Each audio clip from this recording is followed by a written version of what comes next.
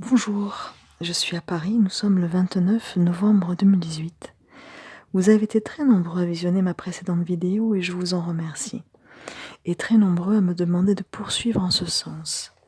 Ce nouveau message est destiné à l'explication quantique de ce mouvement des gilets jaunes. Que signifie le mot quantique?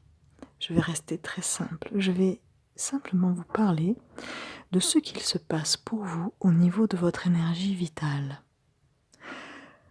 Aujourd'hui, l'objectif de mon intervention est la préservation de votre énergie vitale. En fin de vidéo, je dévoilerai mes visions pour le futur immédiat.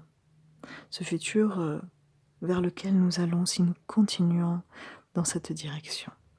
Les images que nous voyons sur nos écrans sont surréalistes. Mais nous vivons bien cette période difficile, cette période de trouble intense, un grand feu qui dévaste tout sur son passage. La raison de ce grand feu dévastateur est bien liée à l'énergie. Mais laquelle énergie? Est-ce l'énergie fossile? Le nucléaire? Le solaire? Et si la raison était votre énergie vitale, qu'est-ce qui nous est réellement dérobé? Notre argent? Ou notre force de vie? Notre espoir? Notre confiance? Notre sérénité? Nos rêves? Et si tous ces événements étaient destinés à créer un égrégore de colère? Alors c'est quoi un égrégore? Un égrégore, simplement, c'est un champ de force constitué de pensées qui s'ajoutent les unes aux autres et qui sont du même thème. Par exemple, un égrégore de colère. Une pensée émet une radiation électromagnétique, matérielle. Aujourd'hui, en 2018, on ne peut plus nier la matérialité de cette pensée. Ces pensées sont orientées, manipulées et exploitées. Des pensées négatives qui s'ajoutent les unes aux autres pour créer un champ de force se nomme égrégore. La colère, c'est positif ou négatif dans son énergie? Je peux dire vibration. C'est négatif. Est-ce que le négatif s'ajoute au positif? Non. Le négatif s'ajoute et renforce ce qui est négatif. C'est aussi simple que ça. Si vous luttez contre quelque chose que vous estimez négatif, en ajoutant votre négatif, vous le renforcez. Si pour vous, ce système est un feu qui dévaste tout sur son passage, pensez-vous que le feu de votre colère peut éteindre un autre feu? Non.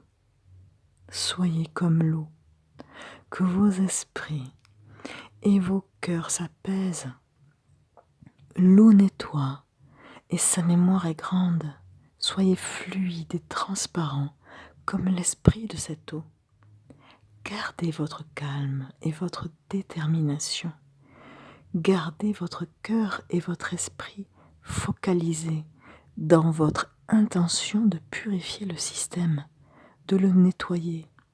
Moi, je suis une toute petite goutte d'eau, une goutte de lumière qui vient s'ajouter maintenant à votre marée de colère pour transformer cela, pour que vous puissiez devenir cet océan, ce tsunami de renouveau, en gardant votre force dans le calme. Nous sommes des millions de gouttes qui s'ajoutent les unes aux autres dans cet océan de bienveillance que nous avons les uns pour les autres, notre fraternité.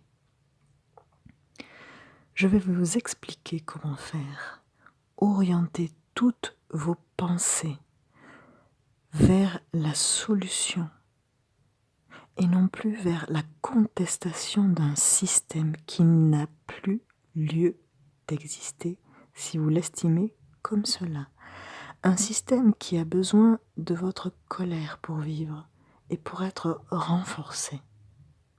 Faites résonner en vous le son de ma voix si cela est possible pour vous, pour qu'elle aille par résonance réveiller cette eau plus profonde de vous-même. Ne restez pas ces bûches de bois desséchées qui attisent ce grand feu destructeur. Dans mes visions de cette ligne du temps versée vers ce négatif, les images qui m'arrivent de ce futur, attention, un futur qui n'existe pas encore, un futur que nous pouvons encore éviter, sont des images de chars, d'armées, peut-être de différents pays venant au secours de ce gouvernement, peut-être de sorte que soit justifiée la nécessité de disposer d'une armée européenne, je ne sais pas. Le temps des guerres est révolu. Nous avons évolué. Agissez avec intelligence et intuition. Nos armes sont nos bulletins de vote, nos cœurs, votre voix, comme la mienne. Mes pensées vous accompagnent. Bonne journée.